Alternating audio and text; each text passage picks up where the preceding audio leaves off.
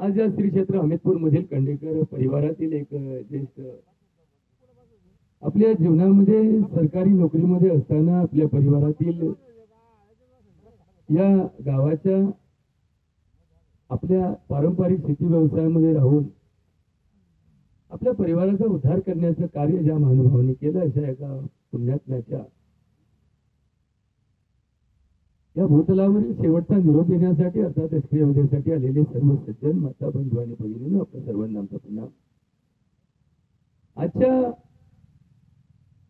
प्रवचनासाठी निवडलेला विषय हा मानवी जीवनामध्ये माणसाच्या आरोग्याला योग्य जीवन पद्धती कोणती.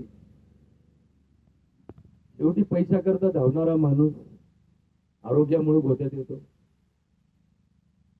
भरपूर प्रॉपर्टी असणारा माणूस शेवटी दुखण्याने जर्जर होतो आणि मग त्याला लक्षात येतं की या प्रॉपर्टीचा मला काही उपयोग नाही, या पैशाचा मला काही उपयोग नाही. तर मग या जीवनात जगण्याचा योग्य मार्ग कोणता. एखादा माणूस 24 तास काम करतो योग्य आहे का. एखादा माणूस 24 तास झोपून राहतो योग्य आहे का. एखादा माणूस 4 टाइम खातो योग्य आहे का.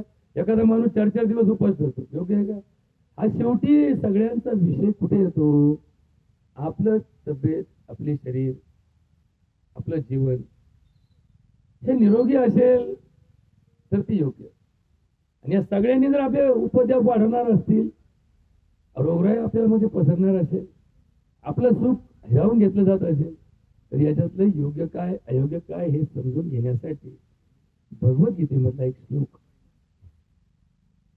की ज्या श्लोकामध्ये भगवद्गीतेमध्ये भगवान कृष्ण सांगतात की कर्म कसं करा, कसं कर्म करा, कसं काम करा, संवाद कसा करा, संभाषण कसं करा, संसार कसा करा, समाज कशा पद्धतीने जगला पाहिजे हे सांगण्यासाठी भगवान कृष्ण एका श्लोकामध्ये सांगतात.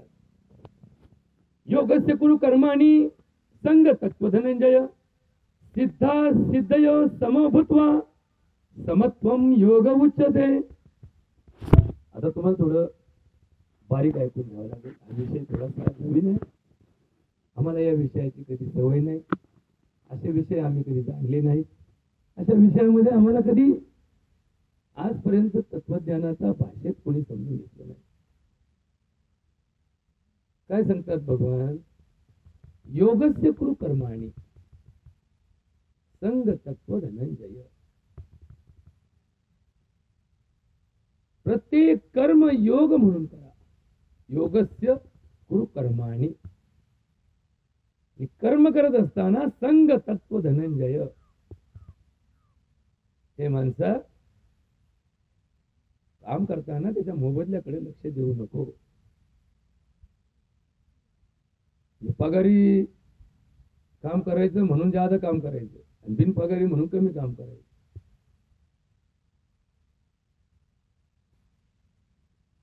फुकट न्यायचं म्हणून काहीच न्यायचं आणि एकाच न्यायचं म्हणून सगळ्या सोयी द्यायच्या. हे कोणती फुकट विकतचा, फायद्या तोट्याचा, लाभालाभाचा परिणाम जर कार्यावर होत असेल तर ते कार्य काय कामाचं. अजय तुझे भाव जो आहे ना, अजय तुझे भाव, एकाला स्पेशल चहा पाजायचा, एकाला हाफ चहा पाजायचा. चहा तर दोघांना पाजायचा. म्हणे तुम्हाला चहा पाजला नाही का, स्पेशल कोणाला पाजायचा ज्याच्याशी मतलब आहे ना त्याला म्हणे स्पेशल चहा सांग रे, का मतलब आहे ना. दुसऱ्याला म्हणजे चहा पाहिजे ना, हे याला हाफ चहा पाहिजे रे, का बरं. त्याला वाटलं पाहिजे मला चहा बी पाजला आणि आपलाही खर्च वाचला पाहिजे, असा असा डबल रोल का बरं. की आमच्या स्वार्थाची भावना जेव्हा जागी होते ना तेव्हा आमचं कर्म कधीच योग्य असत नाही. आम्ही चुकतो, आम्ही चुकतोच. एसटीमध्ये बसले ना तुम्ही, एका जागेवर बसतात, जागा धरली, बसले, रिझर्वेशन तुमचंही नाही दुसऱ्याचं बी नाही. तुम्हाला कुठं जागा टोपी ठेवली शिटाव आत गेला, उठा म्हणला, माहिती टोपी होती. आपण कायदा काढला का टोपी ठेवल्यावर रिझर्वेशन होतं. उठा म्हणला, एक बाई माऊली बिचारी आपल्याला अनपोरला घेऊन म्हणली त्याला बसते, उठा अ कंडक्टर इकडे या. माझी टोपी दादी होती, कोणत्या कायद्यात केलं होती टोपीचं असल्यावर काय झाली तरी उठा म्हणला. ती बाय माऊली आपली बिचारी पोराला घेऊन उभी राहिली, मुर्दा करून आला बघा बरं का. म्हणजे तिला उठवलेली फायदा काय झाला काय ना, फक्त त्याचा रुबाब. माझ्या टोपीनी मैदा भरली, बसला फाट्यावर, बसला लिंगाव फाट्यावर, पुढे गेला. ती बाई माऊली बिचारी आपल्या पोराला घेऊन एक हात पोराच्या कडावर धरून एक हात वर धरून आपली गती घात घात चालली. आता ती जाणारच ना करला, ते काय तुझ्या मध्ये मध्ये उतरून देईन का त्याला कोणी नाही, ती बिचारी जाणारच आहे. पण याच्या मनात बागा कशी उभी केली तिला. आता तुझी कोण दुश्मन आहे ती, मी कसं, मी अजिबात नाही घाबरत नाही कोणाला, मी धरले माझा हक्क. मी नगरला जाऊ तर उठलो नाही, मग नगरला गेल्यावर कसं काय उठला, मला उतरायचं होतं मग उठला. आणि मग तेच आधीच तिला बसू दिला असतं, तू उभा राहिला असता, तुझे दोन्ही हात मोकळे होते ना, दोन्ही हातांचं धरलं असतं तर तुला काय नुकसान झालं असतं का नाही. पण त्या माया माऊलीनी जेव्हा तिचं पोरग धरून नगरपर्यंत जेव्हा गेली, तेव्हा मात्र तुझ्या मनात आसुरी आनंद झाला की मी कसा तिला उभा केला. अरे पण ती कोण तुझी काहीच माहित नाही. आणि उद्या तुझी पाहुणी निघली असती आणि उद्या तुझ्याकडे पोराला सोयरीक आली आणि त्या सोयरीकीत तुझी पोरगी पाहिला तिच्या संग आली असती ती, आणि मग तुला काय वाटलं असतं, ती म्हणली असती या मोर्चाच्याकडे द्यायची वय पोरगी, अहो अजिबात देऊ नका हलकटे. अहो त्याची गाडी फक्त जागा बसलो मी, याची टोपी होती, तुमच्या पोराची जमलेली सोयरीक मोडायची बसली का तुमच्या एका चुकीच्या वागण्यामुळे. चूक कुठं गेली, इस्तीत केली, सोयरीक पुढं मोडली, घरी मोडली, आणि पोरगं चांगलं सगळं चांगलं, फक्त त्या बायानी याच्याकडे पाहिलं आणि ह्योच तो मुर्दा खाईल. त्या दिवशी मला उभा केला, बस ती लगेच हळू सांगितलं, मामा इथं आपल्याला पोरगी द्यायची नाही. आता या मुर्द्याचं एक तर पोराचं लगीन जमाना, 35 वर्षाचं घोडं झाले, पगार ₹1,00,000, पण याच्या घरात कोणी पोरगीच नाही ना. आता काय झाड काय काकड्याला पुढे बाजारात भाव आहे का, झाड घोसाळी नेले फार एकदम वजनाला भरपूर भरले, पण जवळ कवळे घोसाळे तवरच त्याला किंमत बाजारात. कांडेकर म्हटलं आपण रोजच घोसाळे घेतो, म्हणजे हे पुरं जवळ कवळे तवर त्याला किंमत आहे. ₹1,00,000 पगार असते ना, धोड झाल्यावर त्याला कोण खाते. म्हणून ही किंमत करू नका. हे सांगतो कोण, भगवान कृष्ण सांगतो. काय सांगतो भगवान कृष्ण, योगस्य कुरु कर्माणि संग तत्व धनंजय. संग म्हणजे त्याच्यापासून मिळणारा लाभ. संग कर्माच्या 3 प्रक्रिया घडतात. आता हे थोडं सिद्धांत आहे बरं का. आता हे कसं, हे प्रवचनामध्ये 2 गोष्टी आहेत, सिद्धांतही सांगितला पाहिजे आणि समजूनही सांगता आला पाहिजे. याचा सिद्धांत लय मोठा, म्हणजे जगाची निर्मिती का झाली, इथं बोंबल्याला आपल्याला नीट खाता येणार, 2 घास खायची अक्कल कमी, जगाच्या निर्मितीचा सिद्धांत सांगायला लागला. त्याचा परिणाम होईल का, काय घेणं पडलं बा जगाची निर्मिती का झाली, बाईचं बाळात पण कसं होतं, काय घेणं पडलं. जन्माच्या वेळेस ती परिस्थिती डॉक्टरनी शोधावा, घरी सांगून काय फायदा आहे त्याला, ज्याचं त्याला भोगावं लागत. आणि मग तुकाराम महाराज म्हणतात, नको ब्रह्मज्ञान आत्मस्थिती भाव, मी भक्त तू देव ऐसा करी, दावी रूप मज गोपिकारमना ठेवू दे चरणावरी माता, पाहिनी श्रीमुख देणी आलिंगन जेने लिंबलो न उतरीन, पुसता सांगेन हित गुंद मग बैठोनी निवांत सुख गोष्टी, तुका म्हणे या सीन लावे उशीर, माझे अभ्यंतर जाणून या. बारीक आहे कशाला, महाराज नाही, महाराजापेक्षा कमी नाही अजिबात. 1% नाही, पुढे मोजा कशातही मोजा, कोणत्या प्रमाणात घाला, कोणत्या तत्वात सांगा, पण मी महाराज नाही. तू पाहिजे आत्मविश्वास ठेवून महाराज मानून घेणाऱ्या माणसाला परमार्थामध्ये स्थान नसतं. बरोबर का. तुकाराम महाराज सुद्धा कधी स्वतःला महाराज म्हणून घ्यायला तयार नव्हते. लोक आले, महाराज म्हणले की माझ नव्हतो तुकाराम, मी महाराज नाही, मी माझ नव्हतो तुकाराम. त्यांच्या अभंगात तुकाराम सुद्धा कधी म्हटले नाही. तर राम हा देवाचा शब्द आहे, मला जोडला. माझं भाग्य माझ्या बापाने माझं नाव तुकाराम ठेवलं, पण राम आणि मी माझ्यामध्ये काही साम्य नाही. मी राम नाही, मी कोण आहे, तुका. म्हणून त्यांच्या अभंगात काय म्हणले, तुका म्हणे. आता तुका तरी जरा बरं शब्द ऐकायला. 50% महाराजांचे अभंग काय शब्दावर आहेत, तुक्या म्हणे. काय तुक्या, या तुक्या म्हणजे काय, एकेरी शब्द. का बरं म्हणले, कारण महाराज हे विचाराने श्रेष्ठ होते, आणि जो विचाराने श्रेष्ठ असतो तो वागण्यामध्ये नम्र असतो, आणि जो विचाराने भंगार असतो तो वागण्यामध्ये टाईट असतो. टाईटच राहायचं, काय टाईट राहायचं, बस काही असो, अक्कड नाही जाऊन द्यायचे. कर्जाचा बोजा बोखंडी असेल, पार घरी संसार मोडायला आला असेल, पण टाईट मात्र राहायचं, टाईट कायम राहायचं, पुढे गेलं टाईट राहायचं. बायको नांदत नाही, पोरं सांभाळीत नाहीत, कर्ज ओकंडी चाललंय, रोज नोटीस येतात, पण राहायला मात्र टाईट टाईट. मग यांनी काय होतं, यांनी या संसाराचा समाज व्यवस्थेवर परिणाम होतो. आणि म्हणून आजच्या या प्रवचनामध्ये हा विषय थोडा समजून घ्या. योगस्य कुरु कर्माणी म्हणजे काय, योग म्हणजे काय. योग म्हणजे फक्त कोणीतरी असं सकाळी सकाळी नाक धरलं आणि हवा घ्यायला लागले म्हणजे योग झाला असं नाही. योग हा शब्द नेमका काय अर्थाने आहे हे आम्हाला माहितच नाही, कोणी शिकवलंच नाही कधी. भगवद्गीता काय आहे, भगवद्गीता हा योगशास्त्राचा विषय आहे. भगवद्गीता म्हणजे काय, योगशास्त्र. योगशास्त्र म्हणजे काय, की ज्या शास्त्रात योग लिहिला ते शास्त्र योगशास्त्र. मग भगवद्गीतेमध्ये किती योग सांगितले, भगवद्गीतेमध्ये एकूण 18 योग सांगितले. किती योग सांगितले, 18 योग सांगितले. म्हणून भगवद्गीतेचे अध्याय किती झाले, 18 अध्याय झाले. भगवद्गीतेमध्ये एकूण श्लोक किती, 907 श्लोकाची भगवद्गीता आहे. बघा, पहिला अध्याय कोणता, अर्जुन विषाद योग. शेवटी काय शब्द आला, विषाद योग. दुसरा अध्याय काय आला, सांख्य योग. तिसरा अध्याय काय आला, कर्मयोग. ज्ञान कर्म संन्यास योग, कर्म संन्यास योग. बघा, विभूती योग. हे योग शब्द शेवटी जोडलं प्रत्येक अध्यायाला. आणि कुठला अध्याय संपला ना, इति श्री कृष्ण अर्जुन संवादे योग शास्त्रे ब्रह्मविद्या. बघा बरं काय, ही नावं जी आहेत नाही, कशाची नाव आहेत, भगवद्गीतेची नाव. श्रीमद भगवद्गीता, श्रीमद भगवद्गीता म्हणजे काय, भगवंताची स्तुती करणारा गायन प्रपंच म्हणजे भगवद्गीता. गीता शास्त्रे, त्याला शास्त्र म्हटलं, योगशास्त्रे कृष्ण अर्जुन संवादे ब्रह्मार्पणमस्तु इति श्री प्रथमोध्याय समाप्तम्. आता हे तुम्ही फक्त ऐकता, वाचता, पारायण करता, पारायणाला बसता, पुस्तक घेऊन जाता, खुर्ची मांडीता, त्याच्यावर पुस्तक ठेवता, खाली बसता, नियम सगळे पाळीता, तो त्याचा अर्थच माहित नाही. का करायचं माहित नाही. म्हणी गीता अर्थ तिचा.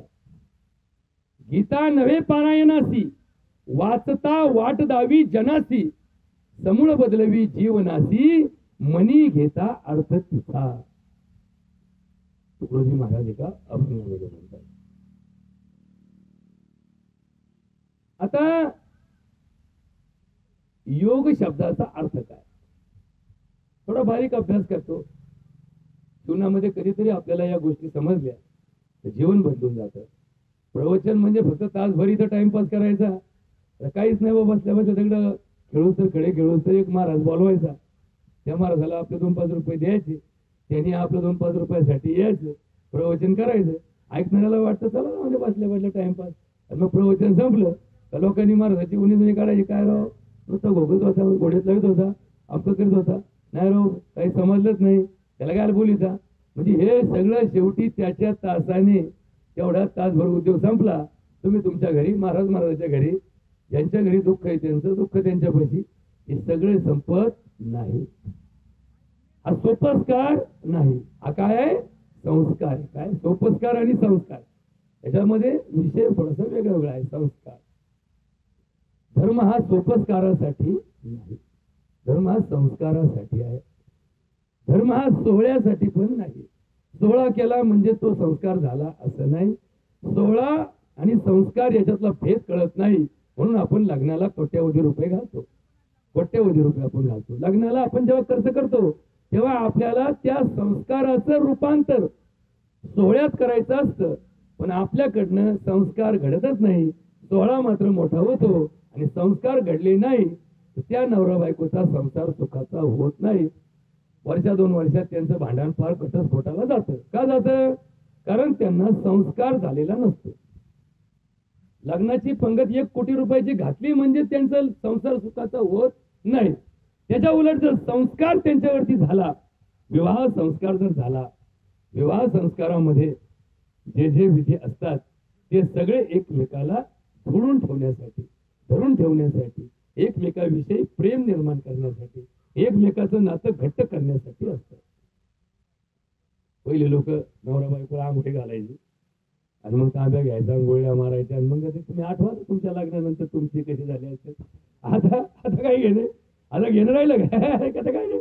लग्न लागलं लोक नवरदेवाला भेटत नाही, नवरीला भेटत नाही, हे कोणाला भेटत नाही. त्यांचा तिकडं फोटो चालतो, इकडं हात कर, तिकडं हात कर, तिकडं हात कर. ते फोटोवाला म्हणतो थांबा थांबा नंतर भेटा. आता हे फोटो काढून यांना पोरं होणार आहेत का? तुम्ही नीट सांगा मला. डोक्या नीट अभ्यास करा. का फोटोग्राफर चांगला लावला म्हणजे त्यांचा संसार सुखात झाला, पुढच्या वर्षी त्यांच्या संसारात सुख लागलं असं होणार आहे का?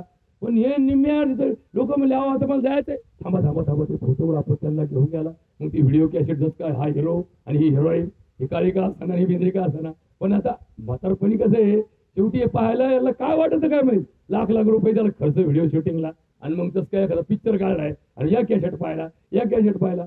अहो तुमची कॅसेट पाहिला कोणला वेळ आहे, तुम्हीच पाच बसा दोघे जण, तुमच्या कॅसेट तुम्हीच पाच बसा. काय चाललंय कोणालाच कळत नाही, काय चाललंय कोणालाच कळत नाही. बिचारे एवढ्या लांबून येतात, पाहुणे रावळे लग्नात आले, चला मग नवरा नवरीला आशीर्वाद तर द्यावा. आता आशीर्वाद कोणी देतो, भेटून जाऊ मध्ये काय करतात, भेटून जाऊ, आशीर्वाद देऊन जाऊ असं कोणी म्हणलं का तुम्हाला लग्नात गेल्यावर? नाही, आम्ही त्याला भेटून आलो, भेटून आलो. आता भेटून कुठे येतात, माणूस मेल्यावर काय करते, भेटून येतात. लोक लग्नातही भेटून जायला लागले. या कोरडा आशीर्वाद कामाचा आहे का? नाही. इथं काय लागत आहे, जिव्हाळा, प्रेम, माया, ममता, वात्सल्य, करुणा, दया, क्षमा, शांती. हे कशाला लागतं? हे संस्काराच्या बाजूने लागतं. एवढे सगळे लोक आले, 1000 लोक मांडवात उभे. तुम्ही सांगा या 1000 लोकांच्या बाहेर यांच्या कुठे संसारात कुणी कुठं करू शकतं का? नाही. यांचं वाटोळं करू शकतं कोण? हे 1000 जमलेत ना, हे 1000 जण यातलाच कोणतरी एक जण यांच्या संसाराचं वाटोळं करू शकतो. मग या ठिकाणी आशीर्वाद काय करतात? आशीर्वाद वाद कमी करतात. समजा तुम्ही एखाद्या लग्नाला गेले आणि त्या लग्नाचा संसार चालू झाला आणि तुम्हाला त्याच्यातली एखादी गोष्ट अशी माहिती आहे की जो गोष्ट त्यांचा संसार मोडू शकते. बरोबर का? बारीक आहे का खांडेकर पाटील, बारीक आहे का? तुम्हाला माहिती आहे की आपण जर ही गोष्ट या नवरीच्या कानावर घातली तर यांचा संसार मोडणार. आता तुम्ही कुठे होते? लग्नात होते. कशाला होते? आशीर्वादाला होते.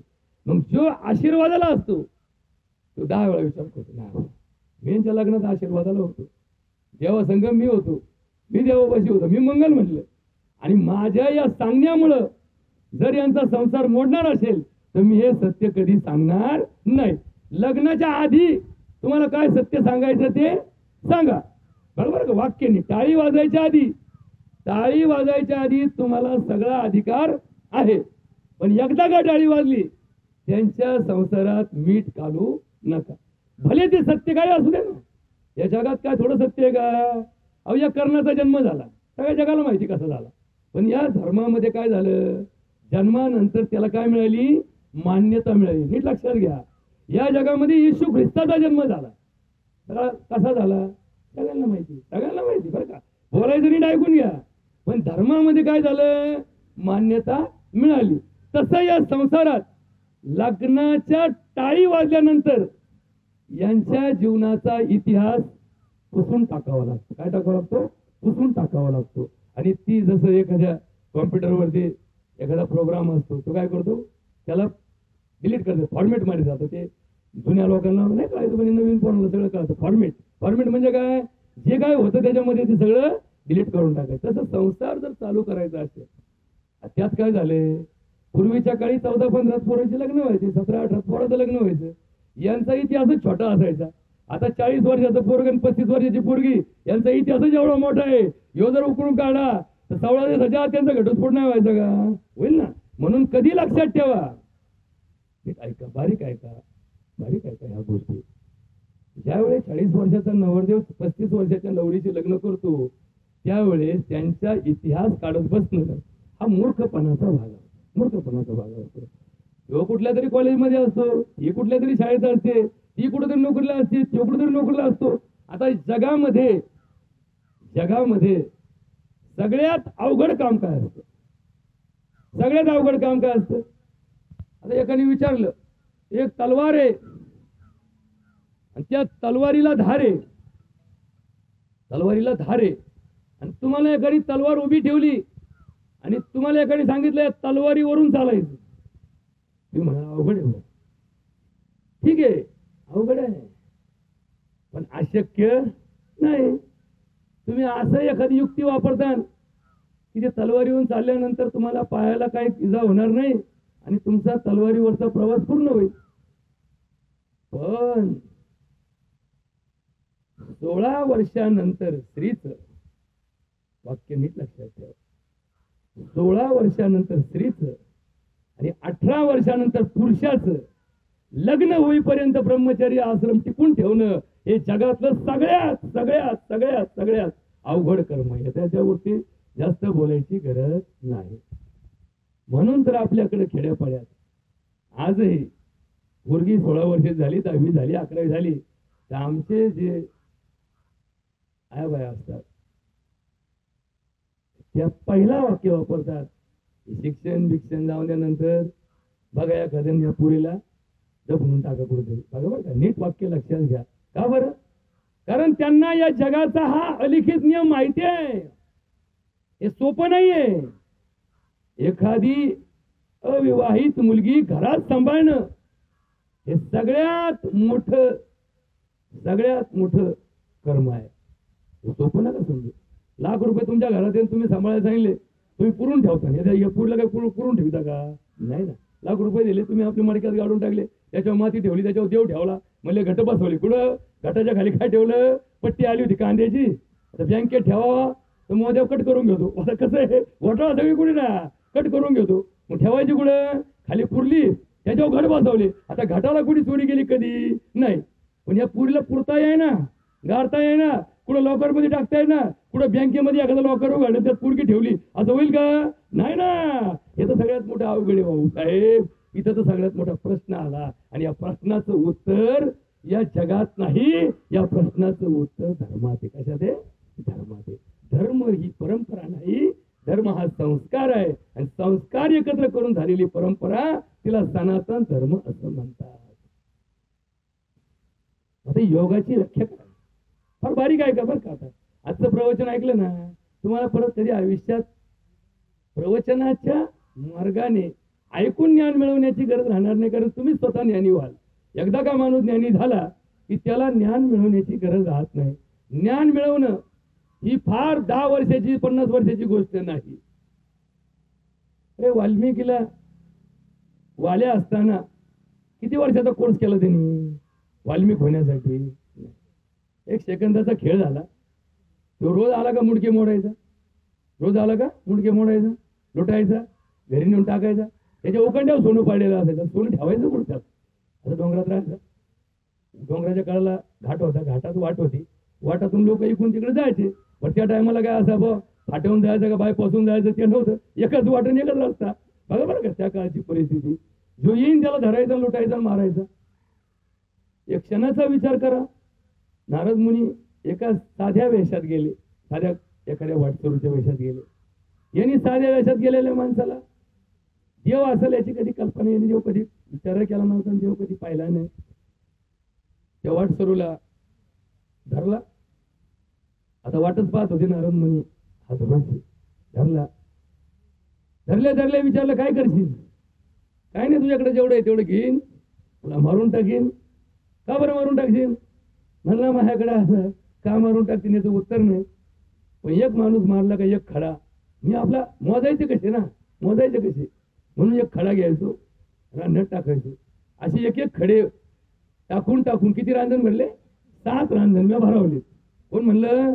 नारद. ह्यो नार्या म्हणलं, ह्यो नारद मुलीला हवाल्या म्हणलं.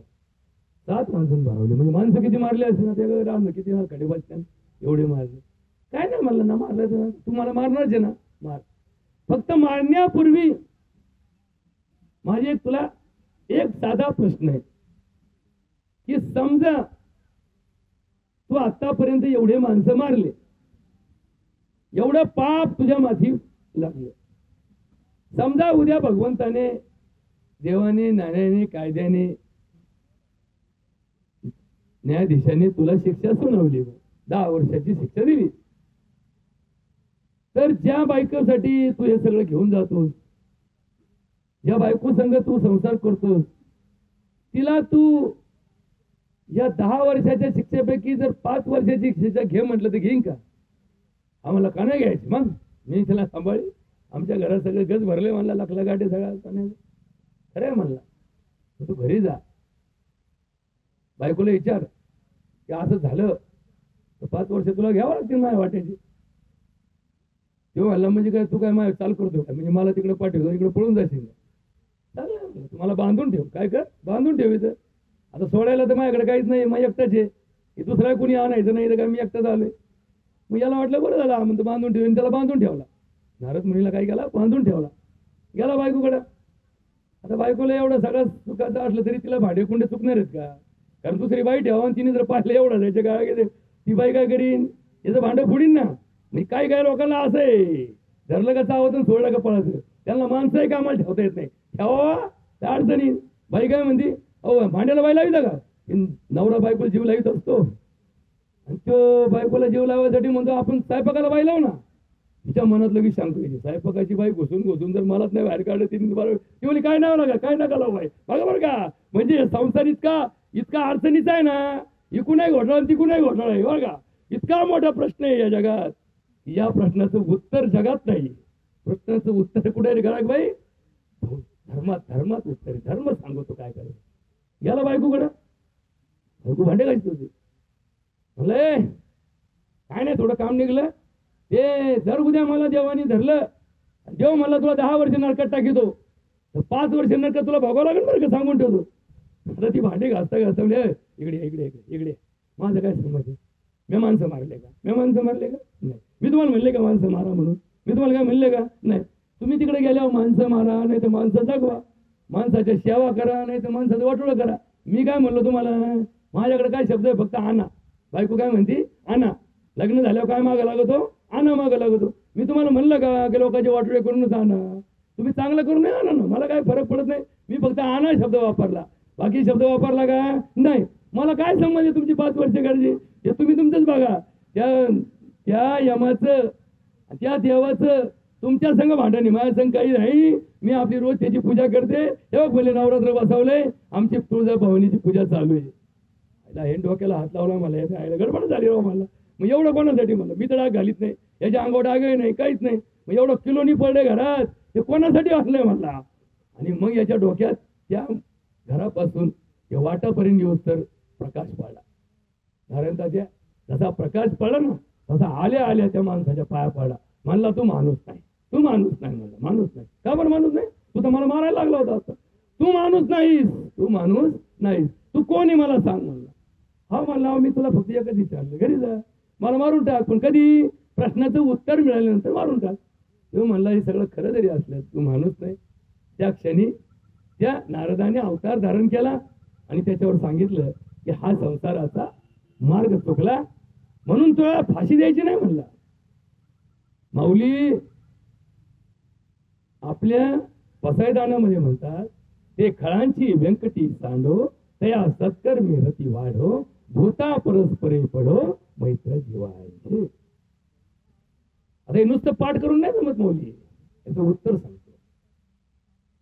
मग त्या वाल्याला सांगितलं बंद कर बाळा. तेव्हा तुम्ही सांगायची काय गरज एवढी? आता काय मी काय येडाबिडा काय येडाबिडा काय मी तुम्हाला सांगितलं. या सगळ्या गोष्टीचं उत्तर नीट ऐकून घ्या. कोविडच्या काळामध्ये एवढी महामारी पडली. मला एक जण म्हणला, डॉक्टर साहेब नगरमध्ये जागा आहे आपली, एक काम करू ना आपण 5 कोविड सेंटर काढू, जागा माही दवाखाना तुमचा. मला लय पैसे भेटतात म्हणजे 5 काय करायचं मला एवढं काय करायचं. मी आयुष्यात अजून जखणगाव सोडलं नाही. मी कुठेही गेलो जगात झोपायला कुठे येतो, घरी येतो. 50 वर्षात मी अजून झोपायला घर सोडून कुठे गेलो नाही. इकडं अवले पैसे भेटतात मला 20-20 हजार रुपये कधी झाला एवढा बिल होते मला होत असेल म्हणलं. आणि मग मी आपल्या भागात कोविड सेंटर निघालं. आता मी म्हणलं मग इथं 2-2, 4-4 तपास होत तर आपलं तिथं जावा, लोक आपल्या भागातले असतील, मग तिथं सगळ्यांची म्हणजे एकत्र सेवा होईल. गेलो सेवा केलं 8 दिवस झाले 15 दिवस झाले मी आपलं सेवा करायचो.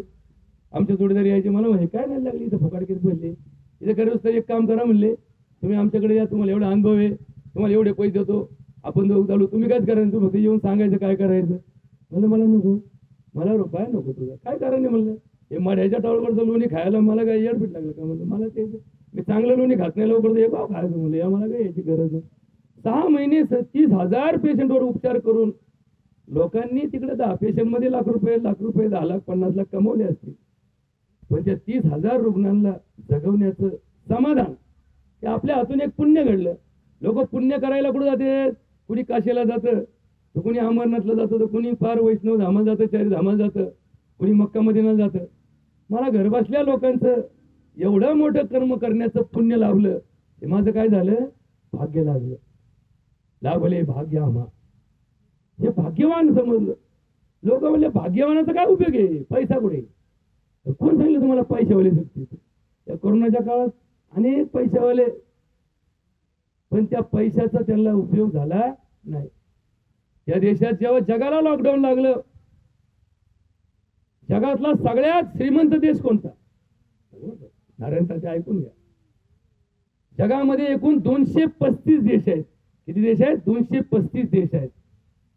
त्याच्यातला सगळ्यात श्रीमंत देश आहे इटली. इटली देशामध्ये भिकाऱ्याचं महिन्याचं उत्पन्न 5 लाख रुपये असतं. भिकारी महिन्याला किती कमीतो? 5 लाख रुपये कमीतो. मग बघा आता तुम्हाला तुमचं पोरगं कुठं पुण्याला असेल आणि त्याला महिन्याला लाख असं बाया म्हणती मग लय मोठं पॅकेज त्याला खातो कोण त्याच्या पॅकेजला?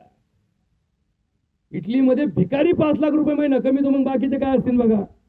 त्या इटलीमध्ये तुम्ही व्हिडिओ पाहिले असतील ना, व्हिडिओ पाहिले असेल, अशा नोटा रस्त्याने गज फेकून द्या. आपण नाही का जेवण झाल्यावर पातळी फेकून देतो ना, वाटाला पडत जातात. आपल्याला अक्कल पाहिजे ना, खायचं आपण. लोकांनी तुमचं उतरायचं. कोणाच्या बापान धंदा शिकवला? लक्षात ठेवा, कुठे गेले जेवले ना, एक तर पहिलं ताट साफ करीत चला. ताटात तेवढंच वाढून घेत चला जेवढी गरज आहे.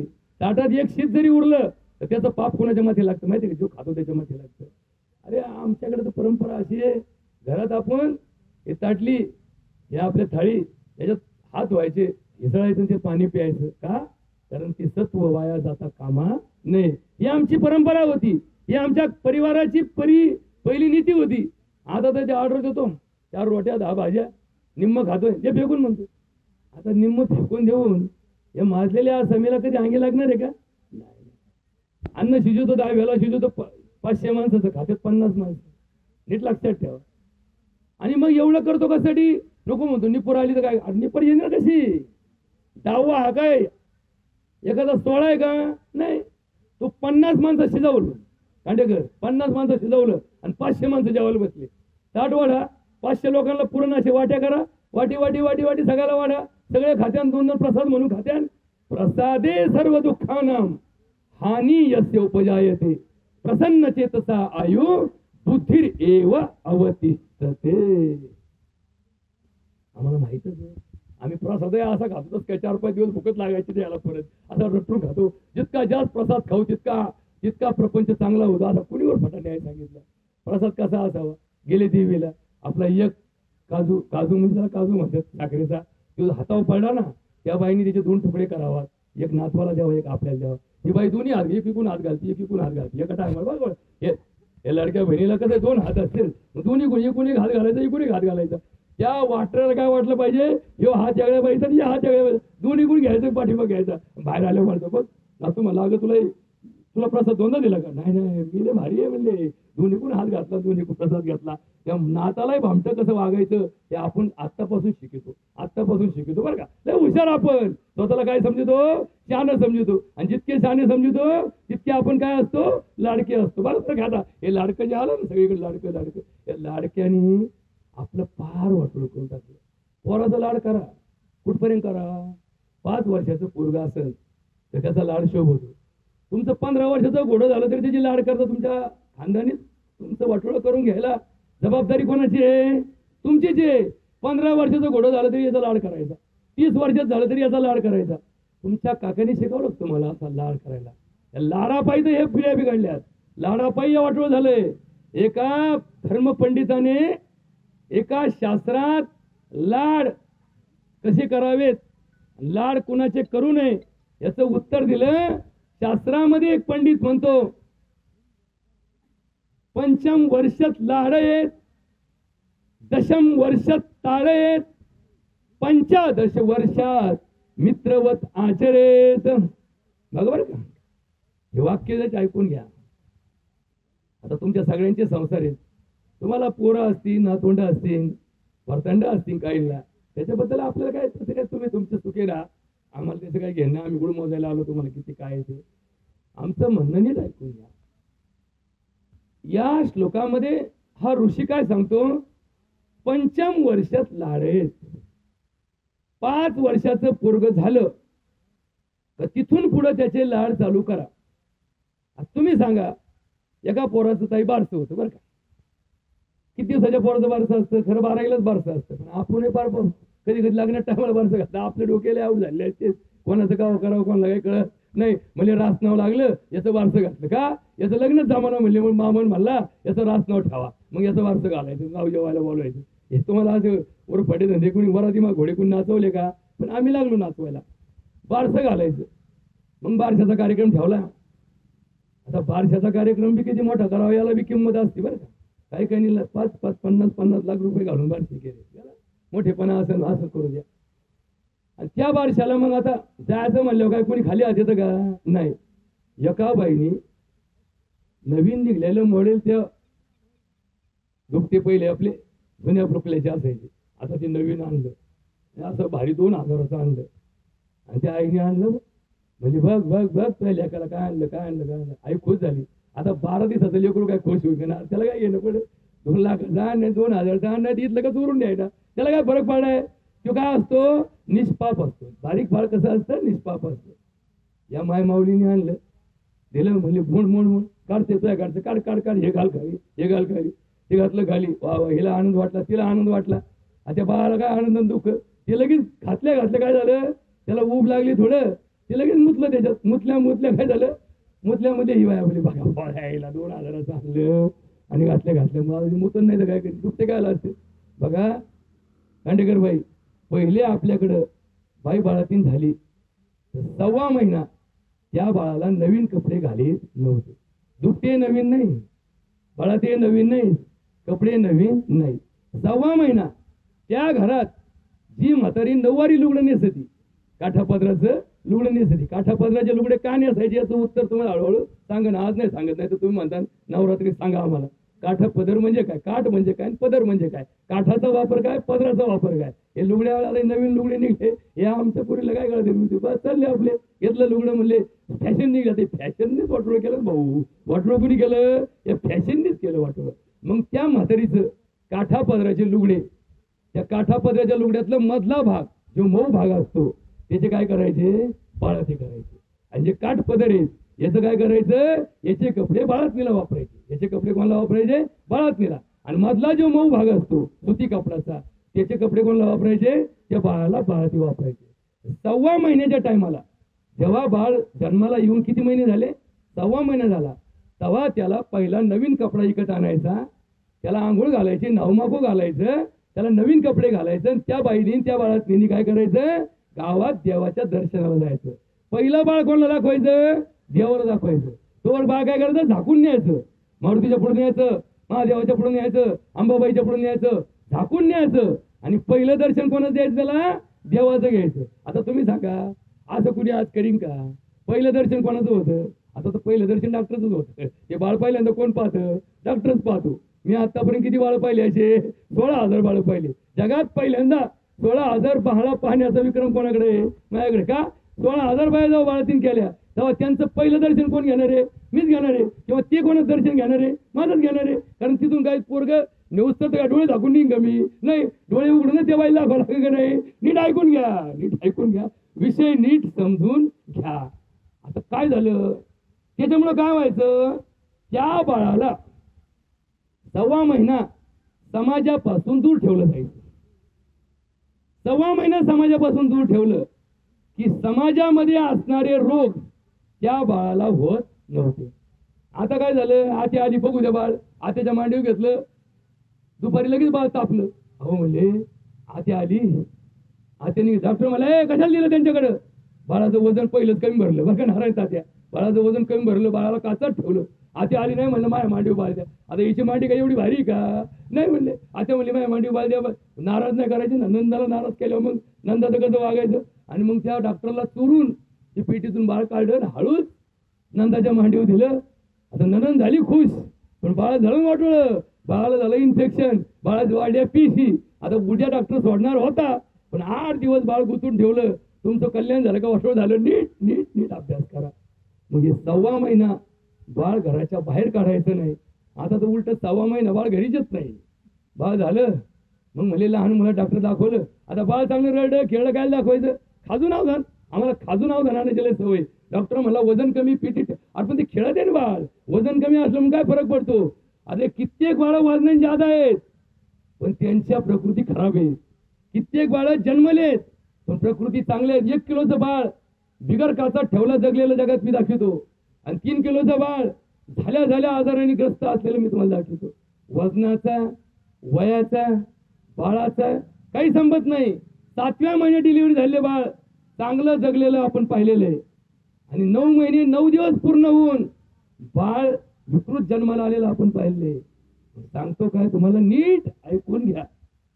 समाज आणि संस्कार यांचा जर प्रभाव राहिला नाही, समाजावर संस्काराचा प्रभाव राहिला नाही तर आपलं काय होणार आहे, वाटलोच होणार आहे. सर्व सुखाची या आशा जन्म गेला, क्षणिक मुक्ती यत्न नाही केला, हिंडता दिशा शिन पावला, माया विष्टीला जीव माझा.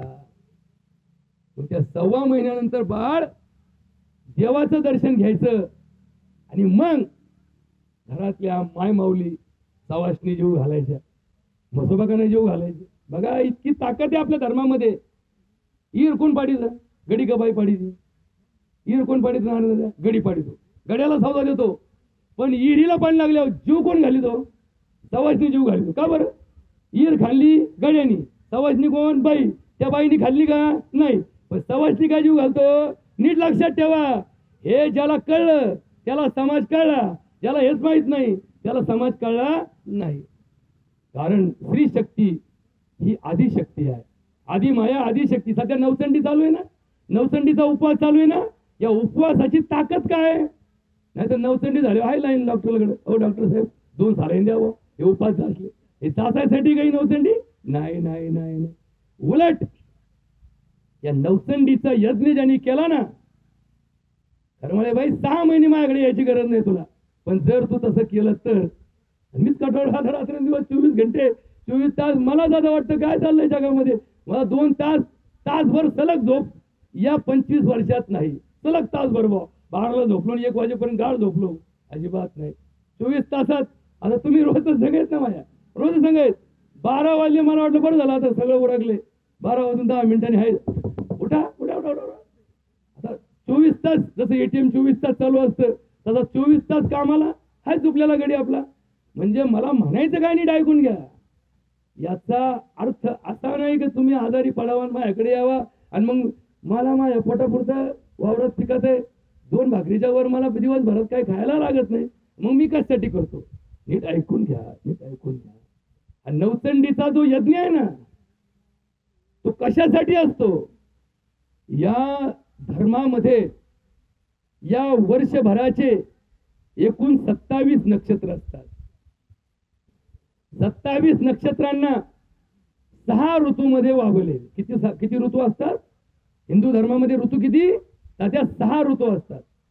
शिशिर, वसंत, ग्रीष्म, वर्षा, शरद आणि हेमंत. कधी ऐकलंय नाव, बघा नीट ऐका बरं. शिशिर, वसंत, ग्रीष्म, वर्षा, शरद आणि हेमंत.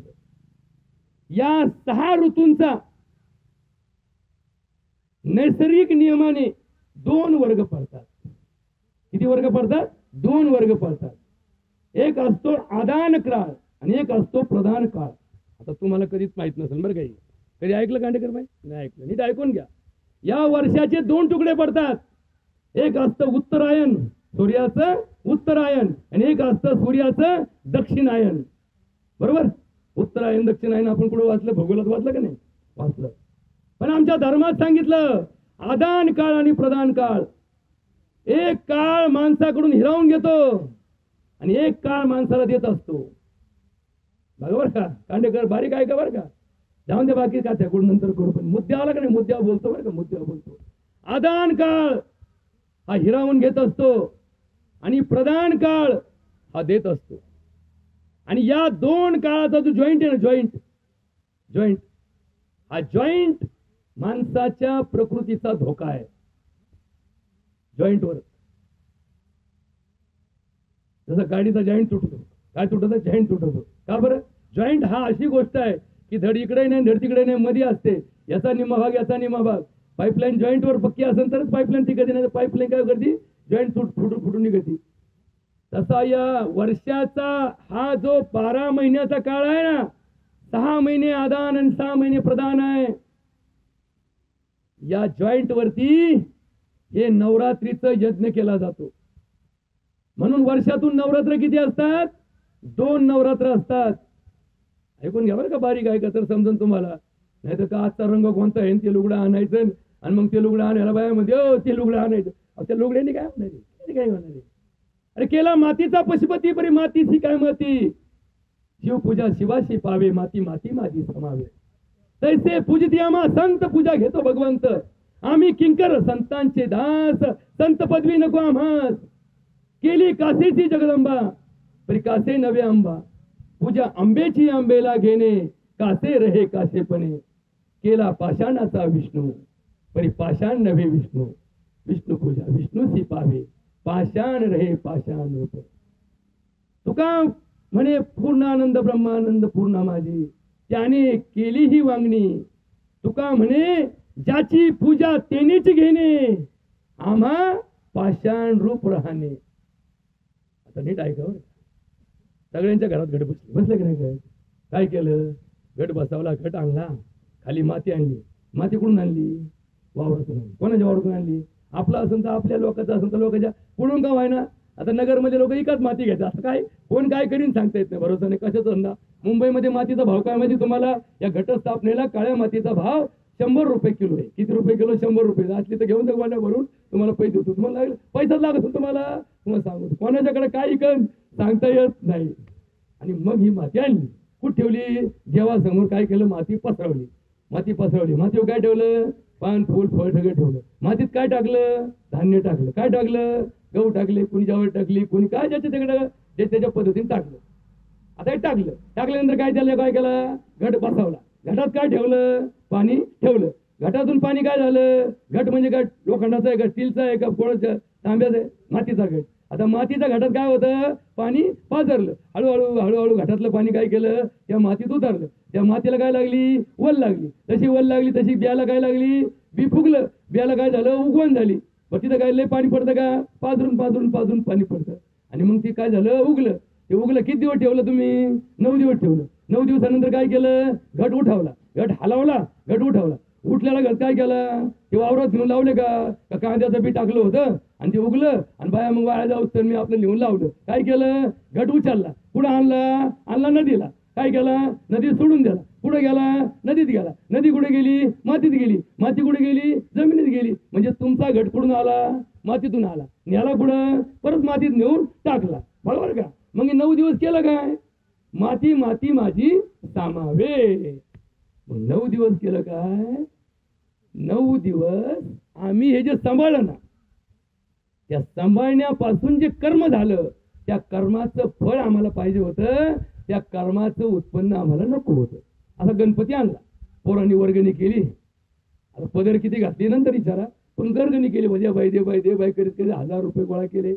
मग त्या 1000तलीच पेट्रोलला घातले. बरं तुमच्या बापाने शिकवलं का? पेट्रोल तुमचं, गाडी तुमची, पेट्रोलची वर्गणी माहिती बरं का? कशी आता याच्यात तर नंतर बोलू आपण. पहिला मुद्दा बोला. गणपती आणला, बसवला. सगळं गावाला गणपतीची आरती करायची. गणपती स्थापना केली. लय भारी गणपती उजव्या सोंडेचा आहे. असा होता. मग पिवळ्या रंगाचा होता. त्याचा उंदीर डावा होता. त्याच्या उंदराला असा डाक होता. मग आम्ही असा केला. जसं काय आम्ही लय हुशार. आणला गणपती, बसवला. साऱ्या गावाने आरती केली. सगळ्या गावाने प्रसाद खाल्ला. गणपती आणला. कुठून आणला? दुकानातून आणला. दुकानदारांनी कुठून आणला? कारखान्यातून आणला. कारखान्यातून कोणी काय? कारखान्याने काय केलं? चिकणी माती गोळा केली आणि त्याचा गणपती केला. गणपती केल्यानंतर ते आपण बसवल्यानंतर 10 दिवस पूजा केली. 10 दिवसानंतर पोरं म्हणले, आला कटाळलो बा, वर्गणी गोळा केला. लोक नाव ठेवायला लागले. एक काम करू आपण, हे गणपती बाजूला काढून ठेवू आणि पुढच्या वर्षी परत बसू. चालतो का पुढच्या वर्षी परत तो गणपती? नाही. ज्याची प्रतिष्ठापना केली, ज्याची पूजा केली, त्याचं काय करायला पाहिजे? विसर्जन करायला पाहिजे. काय करायला पाहिजे? विसर्जन करायला पाहिजे. मग पोरं म्हणले करून टाकू आपण असं ठेवू लपून आणि पुढच्या वर्षी हेच काढू म्हणजे वर्गणीचा प्रश्न येणार नाही. आणि मग एक जाणता आला, बामणाला बोलावलं. ते म्हणले नाही, तुम्ही याची पूजा केली का? केली. तुम्ही याला दुर्वा वाहिल्या का? वाहिल्या. तुम्ही याची स्थापना केली का? हा. मग तुम्हाला काय करावं लागेल? याचं विसर्जनच करावं लागेल. आणि मग 10व्या दिवशी विसर्जन केलं. विसर्जन करून ते गणपती काय केला? पाण्यात बुडवला. पाण्यात बुडल्यानंतर काय आलं? त्याची हळूहळू काय झाली? माती झाली. पुढच्या वर्षी जेव्हा टायमाला कारखान्यात काम चालू झालं, काय केलं त्यांनी? आला नदीला माती गोळा केली. उपजले ते नाचते, नाचले ते पुन्हा रूपी दिसे, घटिका यंत्र जैसे परिभ्रमेगा. आता नीट ऐकून घ्या. म्हणजे ते घट बसवायचं कारण त्या घटामध्ये पाणी, त्या पाण्याचा त्या बियाशी संबंध, त्यातून आलेलं उगवण आणि त्या उगवणीतून झालेलं ते घटाचं स्थापनेचं रूप, ती हिरवी शाल, तो हिरवा चादरीचा भाग आणि मग त्याच्यातून आपल्याला मिळणारा आनंद, एवढंच फक्त याच्यातून मिळत नाही. वर्षातून 2 नवरात्र असतात. एक आत्ता जे असतं याला शारदीय नवरात्र म्हणतात. शारदीय नवरात्र. शारदीय नवरात्र म्हणजे काय? शारदा नाही, शरद ऋतूचा आगमनाचा काळ. शरद ऋतू हा संधी काळ आहे. शरद ऋतू काय? संधी काळ आहे. आणि म्हणून शरद ऋतूच्या आगमना प्रित्यर्थ जे नवरात्र बसवलं जातं त्याला शारदीय नवरात्र असं म्हणतात. उन्हाळ्यामध्ये एक नवरात्र असतं.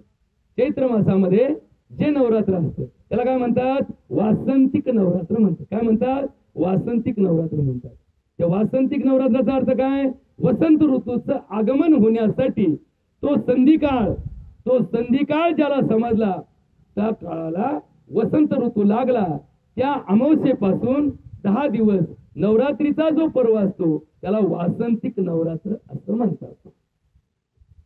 आता नीट ऐकून घ्या, नीट ऐकून घ्या, विषय समजून घ्या. शाळेमध्ये आपण 1 तास झाला का दुसरा तास, दुसरा तास झाला का तिसरा तास, तिसरा तास झाला का चौथा तास, असं जर सलग 6 तास, बरं नीट ऐकून घ्या, सलग 6 तास तुम्हाला सरांनी शिकवलं.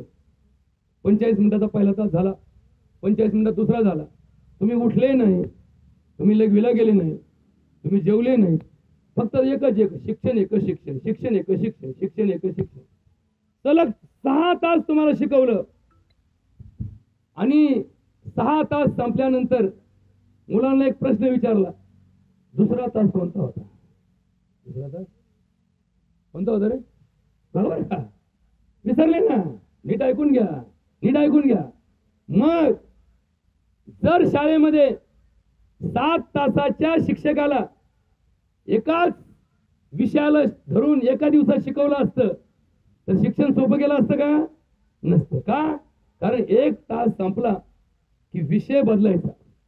विषय बदलल्याशिवाय ही स्मृती जागृत होत नाही. विषय बदलला तरच लक्षात राहतं. विषय जर तोच ठेवला तर लक्षात राहत नसतं. म्हणून पहिला तास, दुसरा तास याच्यामध्ये विषयांतर असतं. पहिला शिक्षक, दुसरा शिक्षक याच्यामध्ये शिक्षकात बदल असतो. त्या शिक्षकांनी सलग शिकवलं तरी लक्षात राहणार नाही. ही स्मरणशक्तीची एक परंपरा आहे. त्याच्यावरही बोलत नाही. बोलतो काय की आदान काळ आणि प्रदान काळ 2 ऋतू जगामध्ये आहेत. फक्त आपला भारत देश असा आहे, या देशामध्ये 3 ऋतू मानले जातात: उन्हाळा, पावसाळा, हिवाळा. तुम्ही जर अमेरिकेचं पुस्तक वाचलं, अमेरिकेचं तत्वज्ञान वाचलं, इंग्लिश पुस्तकातली कादंबरी वाचली, एखाद्या रोमन भाषेमधली कादंबरी वाचली, रोमन भाषा तुम्हाला वाचता यायला पाहिजे. सुदैव आणि नारायण साध्या 17 भाषा मला वाचता येतात. 17 भाषा वाचता येतात. देवाने करून घेतलं असेल आपल्याकडून काही पुण्य, समाज बापदादाचं पुण्य कामाला आलं असेल. 17 भाषातले पुस्तकं वाचता येतात, 9 भाषा बोलता येतात. हे सुदैवाने आपल्या जन्मामध्ये आपल्याला करता आलं. पण पाश्चिमात्य देश असतील, पूर्व आशिया खंडातले काही देश असतील, या सगळ्या जगामध्ये भारत सोडला की 2 गोष्टीत बदल होतो. त्यांच्याकडे 2 गोष्टी असतात. ते वर्षातले 2 ऋतू मानतात, विंटर सीझन, समर सीझन. त्यांच्याकडे रेनी सीझन नसतो. विंटर आणि समर म्हणजे उन्हाळा आणि हिवाळा. आता काय चालू झालं? आजपासून हिवाळा चालू झाला. कधीपासून? या अमावस्येपासून हिवाळा लागला. अजून हिव नाही पडलं. आपला तर अजून नवीन घोटाळा झाला. पहिल्या आपल्याकडे पानकाळा असायचा, उन्हाळा असायचा, हिवाळा असायचा. आता असतो अवकाळ्या. आता अवकाळ्यावर चाललाय भरोसा आपला. अवर अवकाळ्या पडत नाही तर आपलं भागत नाही. आता अवकाळा चालू, नवीन काळ चालू झाला अवकाळा. आता ही जी परंपरा आहे या आजपासून हिवाळा चालू झाला आणि उन्हाळा कधी चालू होतं? चैत्र महिन्याच्या पाडव्याला उन्हाळा चालू होतो. बघा बरं, चैत्राची चाहूल लागली की ऊन हिव कमी होतं आणि उन्हाळा लागतो. मग उन्हाळा आणि हिवाळा या दोन ऋतूमध्ये झालेला हवामानातला बदल, म्हणून सध्या सर्दी पडशाचं वातावरण आहे. बघा बरं का, जिकडे जावं तिकडे सर्दी पडसं बरसन थंडी ताप. त्यात आता परत चिकनगुन्या घुसलाय, त्यात आता परत डेंगू घुसलाय, त्यात आता परत गोचिड ताप घुसलाय. आता याच्याबद्दल ज्यादा बोलत नाही.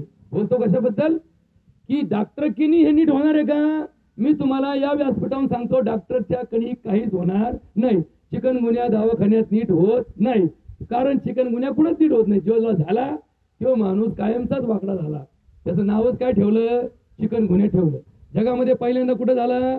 1970 साली आफ्रिका खंडामध्ये टांझेनिया नावाच्या देशामध्ये पहिल्यांदा याची साथ आली आणि आफ्रिकेमधले लोक उठताच्या त्यांना अशा हात टेकून उठावं लागलं. तर म्हातारा माणूस उठतो ना तसे नाहीतरने उठायला लागले. आणि त्या आफ्रिकेमध्ये क्रियाओल नावाची भाषा आहे. कशी भाषा आहे काय ऐकलं तर? क्रियाओल नावाची भाषा आहे. त्या भाषेमध्ये हातपाय वाकडे होणे, माणूस वाकडणे आकडणे याला काय शब्द आहे? चिकनगुन्या शब्द आहे. त्या भाषेत शब्द बरं का तो. आणि त्या लोकांनी त्या रोगाचं बारसं घातलं आणि त्याला चिकनगुन्या म्हणायला लागले. जगाने पण हेच बारसं काढलं. मग काही लोक माझ्याकडे म्हणतात, डॉक्टर साहेब अहो मी तर काहीच खात नाही ना, मी शाकाहारी माणूस आहे तरी मला चिकनगुन्या झाला. काही लोक चिकन खाल्ल्यावर चिकनगुन्या होतो. आता गुन्ह्या आणि चिकन या शब्दाचा आपल्या चिकनशी काही संबंध नाही. हा आजार मुळात एका विषाणूजन्य आजारातून प्रसार होतो. पण हा विषाणू जगात मरत नाही, कारण हा जगत नाही. आता हे पण ऐकून घ्या बरं का. 84 लक्ष योनीच्या व्यापारामध्ये, खांडेकर ऐकून घ्या, 84 लक्ष योनीच्या व्यापारामध्ये चिकनगुन्याचा जंतू नाही, कोरोनाचा जंतू नाही, डेंगूचा जंतू नाही. या 84 लक्षच्या यादीमध्ये हे नाहीत, कारण हे जन्माला येत नाहीत. म्हणजे काय आहे? अरे हे बी बारीक ऐकून घ्या बरं का. हे सजीव आहेत का निर्जीव आहेत? हे सजीव नाही आणि हे निर्जीवच नाहीत. आता एक घोटाळा मोठा आहे बरं का. हे डॉक्टर की शास्त्रातलं तत्व तुम्हाला का सांगतो फोडून? कारण पार भाजून निघलेत ना. आता काय राहिलं भाजायला? राहिलं काय आता? नाही, पार जाम झालेत, पार डोक्याला हात लावून बसलेत. काय करायला पाहिजे? तुम्हीच काय, आमचे डॉक्टर लोक सुद्धा वैतागलेत. आता काय करायचं? नेमकं म्हणायचं काय? एका डॉक्टरकडे जातो, तो रक्त तपासतो, टायफॉइड पॉझिटिव्ह आला म्हणतो. 4-5 दिवसांनी पेशंट म्हणतो आले हातपाय दुखले. ते म्हणतो नाही मग तुला चिकनगुन्या असत. आणि मग तुम्ही 5 दिवसात म्हणजे टायफॉइड झाला. म्हणजे यांचे डोके आऊट झाले, यांच्या आकली बंद झाल्या. भीक नको पण कुत्रावर म्हणायची वेळ आणून ठेवली यांनी. इतका वाईट प्रसंग चालू आहे सध्या जगावरती. सांगायचं काय तात्पर्य? 84 लक्ष योनी, 21 लाख उद्भिज, 21 लाख अंडज, 21 लाख स्वेदज आणि 21 लाख जरायुज अशी यांची विभागणी शास्त्रात सांगितली. शास्त्र किती? 6 शास्त्र. 6 वेद जाणं, 6 शास्त्र कारण. 6 शास्त्र कोणते? न्यायशास्त्र, योगशास्त्र, बघा, सांख्यशास्त्र, वैशेषिक शास्त्र, मीमांसा शास्त्र, पूर्व मीमांसा, उत्तर मीमांसा, असे किती शास्त्र? 6 शास्त्र. याच्यापैकी या शास्त्राचं उत्तर सांगितलं, या 84 योनीमध्ये असे विषाणू नाहीत. मग आता शेवटी कावळा शेवायची वेळ आली. आपलं प्रवचन आखडतं घ्यावा. शेवटी किती जरी आनंद वाटत असला ऐकायला, सांगायला किती आम्हाला समाधान वाटत असलं, तरी मर्यादा लक्षात ठेवायच्या. मी काय सांगतो, या नवचंडीच्या यज्ञामध्ये वैराग्य जाग करायचं असतं. काय जाग करायचं असतं? वैराग्य जाग करायचं असतं. देवीला शालू नेसवायचा असतो आणि आपण साधं लुगडं घालायचं असतं. आपण शालू नेसून देवीला जातो. देवी सुंदर का मी सुंदर. आजची जर आमची स्पर्धा लागली, बरोबर, पैठणी स्पर्धा असते ना, तशी आम्ही देवीपेक्षा मी भारी दिसते अशी जर कोणती बाई देवीला गेली तर तिच्यासारखी मूर्ख बाई कोणती नाही. देवी सुंदर आणि मी देवीकडे पाहून प्रसन्न झाले. काय देवीचा आजचा पोशाख होता, काय देवी सजवली होती. किती सजावट, आम्ही आमची सजावट करतो. अहो देवीला जायचं का? थांबा मी आले सजून. जसं काय पोळ्याचा बैल सजवायचा आहे तशी बाया सजून सजून देवीला चालली. आता देवी तुझ्याकडे पाहायला आली का तू देवीकडे पाहायला चालली? नीट ऐकून घे बरं का, नीट ऐकून घ्या. आपण काय पाहायला जातो? देवी जातो. मग देवीला नवरात्रामध्ये काय केलं जातं? सजवलं जातं. देवीला आजचा पोशाख काय? पेपरला बातमी येते, ही म्हणते मग देवीचा पोशाख तसा माझाही पोशाख, मी देवी झाली. तुझ्या बापाने शिकवलं तुला देवी व्हायला. देवी कशाला म्हणतात माहिती तुला? दिव्य सत्व है, दिव्य तत्व है। मंगल नाम तुम्हारा प्रभु, जो गावे मंगल होत सदा।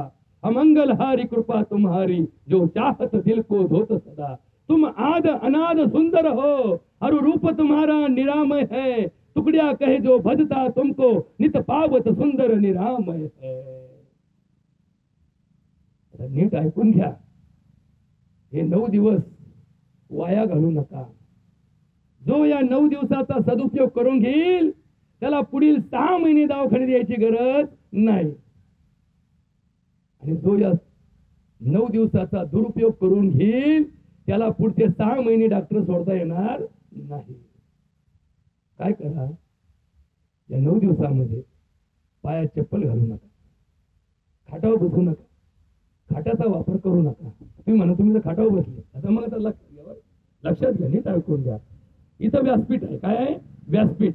आणि व्यासपीठाचा पहिला नियम काय आहे? व्यासपीठ खाली ठेवता येत नाही, खाली ठेवता येत नाही। व्यासपीठ हे पीठ म्हणून त्याची मान्यता असते, म्हणून व्यासपीठावर बसायचं। ही गादी कोणाची आहे? ही माझी गादी नाहीये, ही व्यासाची गादी आहे। कोणाची गादी आहे?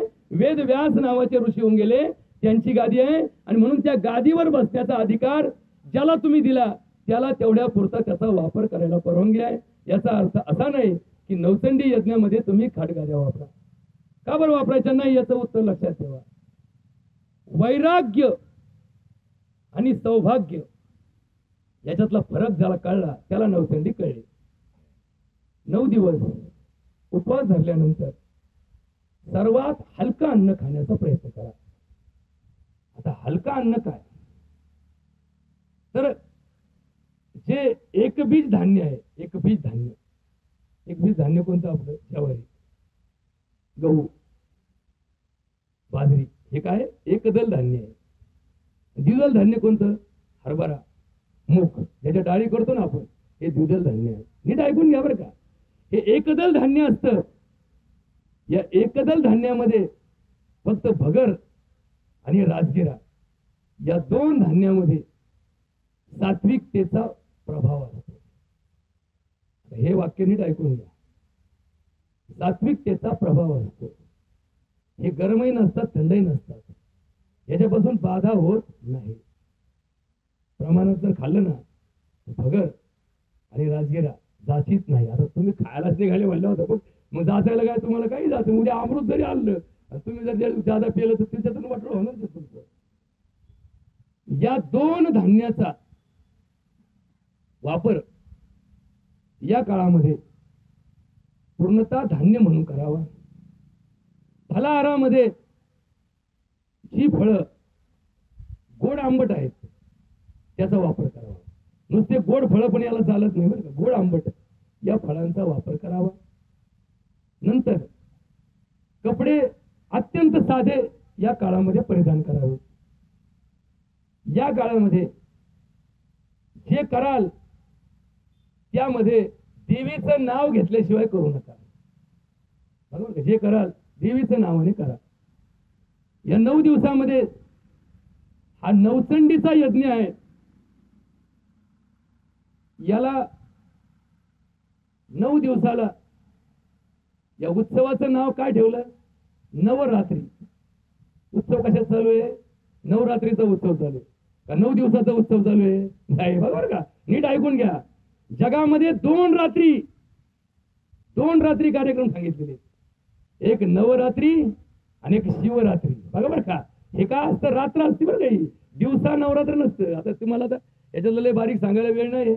आमचे देवा काका उठले जातात, कावळा शिवायचा टाइम झाला, काही असतं, काही गोष्टी सस्पेन्स ठेवला त्याचा ब्रेक के बाद आहे का, टीव्हीला कार्यक्रम लागतो आणि नियम कधी ती बाया येऊन भांडायची, एवढी बाया अशी पदर बिदर खोचून येते का लगेच ती टीव्ही बंद होतो। बाकी घटना ब्रेक के बाद। आयला बाई मध्ये आता भांडली तर बरं झालं असतं, मी जेव्हाही थांबले होते त्या भांडणासाठी, बरोबर का?